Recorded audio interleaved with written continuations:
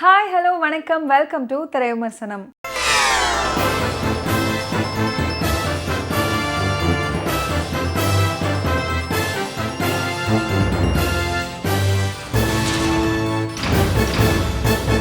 இன்னைக்கு திரைவிமர்சனம் நிகழ்ச்சியில் நாம பார்க்க போற திரைப்படம் திருமாணிக்கம். கடந்த ஜூலைல வெளியான பம்பர் படத்தின் அதே ஒரு வரி கதை. சபரிமலைக்கு செல்லும் ஹீரோ அங்க லாட்ரி டிக்கெட் வாங்கி அங்கேயே தொலைச்சிடுவாரு. அவர் தொலைத்த அந்த டிக்கெட்டுக்கு 1 கோடி ரூபாய் பரிசு விழும். அந்த லாட்ரி டிக்கெட் கடையின் முதலாளி தொலைத்த டிக்கெட்டை தேடி கண்டுபிடிச்சு பரிசு தொகையை வாங்கி தருவாரு. இதுதான் பம்பர் படத்தோட கதை. இந்த படமும் கிட்டத்தட்ட அது மாதிரியான ஒன்லைன் தான். என்ன, இந்த படத்தோட டைரக்டர் அந்த ஒன்லைனை எடுத்து பட்டி டிங்கரிங் பார்த்து ஒயிட் வாஷ் பண்ணி மாணிக்கம்னு கொடுத்துருக்காரு, திரு அப்படின்ற அடைமொழியோடு. இப்படி ஒரே மாதிரியான சிந்தனை பல பேருக்கும் வருவது இயல்பு தான் அப்படின்றதோடு இந்த திரை விமர்சனத்தை பார்க்கலாம். GPRK சினிமா சார்பா GP ரேகா ரவிக்குமார், சிந்தா கோபாலகிருஷ்ண ரெட்டி, ராஜா செந்தில் ப்ரொடியூஸ் பண்ணியிருக்கிற இந்த படத்தில் சமுத்திரகனி, பாரதி ராஜா, அனன்யா, தம்பி ராமையா, இளவரசு, நாசர், சின்னி ஜெயந்த், வடிவுக்கரசி, கிரேசி, கருணாகரன், சந்துரு, சாம்ஸ், ஸ்ரீமன் இவங்கெல்லாம் இந்த படத்தில் நடிச்சிருக்காங்க. விஷால் சந்திரசேகர் மியூசிக் பண்ணியிருக்கிற இந்த படத்துக்கு M. சுகுமார் சினிமாட்டோகிராஃபி பண்ணியிருக்காரு. நந்தா பெரியசாமி இந்த மூவியை டைரக்ட் பண்ணியிருக்காரு. மனைவி 2 மகள்கள் அப்படின்னு எளிமையாகவும் பொருளாதார பிரச்சனைகளோடும் அதே சமயம் எல்லார்கிட்டையும் அன்பாகவும் பழகி வாழ்ந்துட்டு வராரு மாணிக்கம்ன்ற சமுத்திரகனி. குமுளி பேருந்து நிலையத்துல லாட்ரி கடை வச்சு நடத்திட்டு வராரு. பாரதி ராஜா சமுத்திரகனி கிட்ட சில லாட்ரி டிக்கெட்டுகளை வாங்குறாரு. வாங்கிய டிக்கெட்டுக்கு பணம் கொடுக்க தயாராகும் போது பணம் தொலைந்து விட்டது அப்படின்றது அவருக்கு தெரிய வருது. இந்த நிலையில அவர் பணம் தொலைந்து விட்டதால பணம் கொடுத்துட்டு வாங்கி கொள்கிறேன் அப்படின்னு சொல்லிட்டு அங்கிருந்து போயிடுறாரு. அவர் வாங்கிய டிக்கெட் ஒன்றுக்கு 1.5 கோடி ரூபாய் பரிசு விழுகிறது. அந்த டிக்கெட்டை அவரிடம் ஒப்படைக்க முடிவு பண்றாரு சமுத்திரகனி.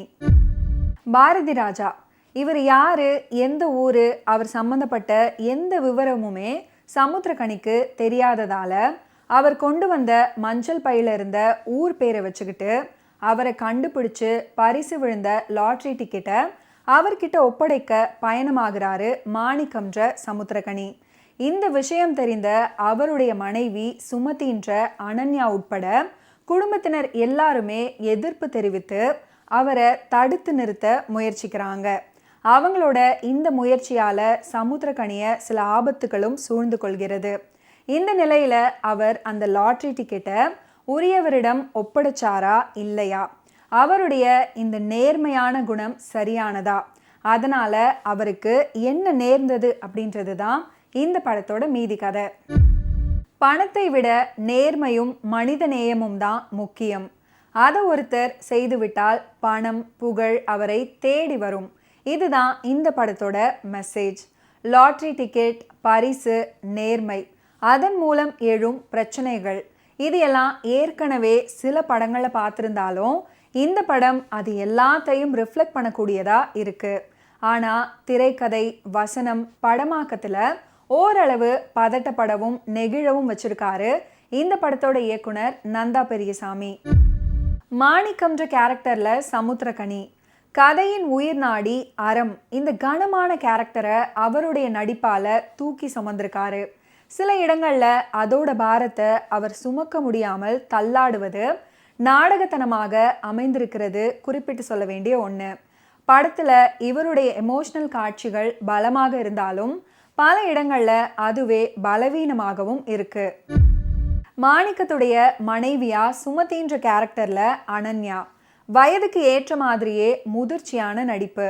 குறிப்பா சொல்லணும்னா கணவனோட கடந்த காலத்தை அறிந்த பின்னர் அமைதியாகும் காட்சிகள் மற்றும் குடும்பத்தோட கஷ்டத்தை தீர்ப்பதற்கான வாய்ப்பு கிடைத்தும் கணவரோட நேர்மையால அது முடியாமல் போகும்போது உள்ளுக்குள் எழும் கோபம். முதியவராக பாரதி ராஜா, வழக்கம் போல இளவரசு, சிறிய காட்சியில மட்டும் நடித்திருக்கும் நாசர், வடிவுக்கரசி, சர்ச் ஃபாதராக சின்னி ஜெயந்த், போலீஸாக கருணாகரன், பேருந்து ஓட்டுநராக சாம்ஸ், ஸ்ரீமன், இப்படி படத்தில் நடிச்சிருக்கிற எல்லாருடைய நடிப்பும் பெரிய அளவில் பார்க்குறவங்க மனசில் பாதிப்பை ஏற்படுத்தலைன்னு தான் சொல்லணும்.